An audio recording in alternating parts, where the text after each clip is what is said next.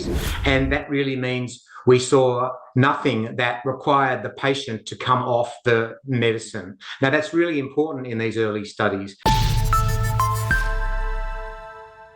Race Oncology has dosed the first patient with a combination of its lead drug RC220 and doxorubicin, which targets solid tumors in its phase 1 clinical trial. Now, this is a major development in the world of modern medicine. And joining me via Zoom to dig into this is Dr. Simon Fisher, Vice President of Medical at Race Oncology. Simon, good to have you here with me today. This has certainly been a very good morning for millions of cancer sufferers around the world. It certainly is. Thank you. Thank you for the invitation. Uh, the issue that those millions of patients that you refer to have is that doxorubicin has an excellent efficacy profile. It works very well in fighting cancer, but it has a significant amount of side effects, and the worst of those is its effects it has on the cardiovascular system and indeed the heart. Uh, Many patients who would benefit from more cycles of doxorubicin are unable to take them because they are at risk of or actually experiencing symptoms of heart failure or other cardiovascular symptoms.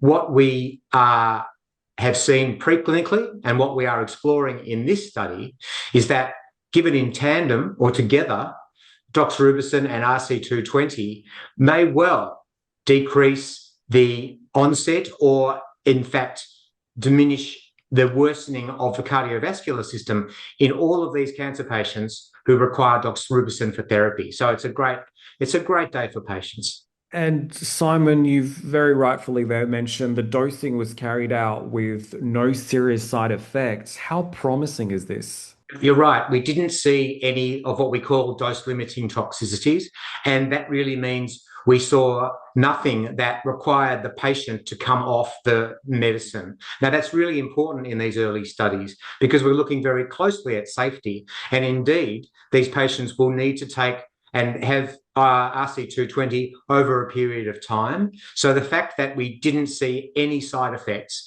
that required a withdrawal of either of the medicines was very promising as we move forward into the study and further dosing. And Simon, Race's phase 1 solid tumor clinical trial is open label and will be conducted across multiple sites, not just here on the ground in Australia, but also potentially in Hong Kong and South Korea, as we've learned. Where do you see RC220 taking shape globally, per se? Are we envisioning a globally recognized distribution? Thank you. Yes, so we are active, as I say, in Australia. We are working with the regulatory authorities in Hong Kong and South Korea, and we're expecting to be able to activate sites in the coming months within those two countries. That opens us up to registration and to partnering within Southeast Asia, and we are talking to organisations globally and wanting to do further studies in both the US and Europe. So we're definitely taking a global perspective because these patients live in countries around the world, and we want to open up and enable them to therapy RC220 once we've demonstrated safety and efficacy. And to have access, of course, to RC220. Dr. Simon Fisher, Vice President of Medical at Race Oncology, thank you so much for those updates. Thank you.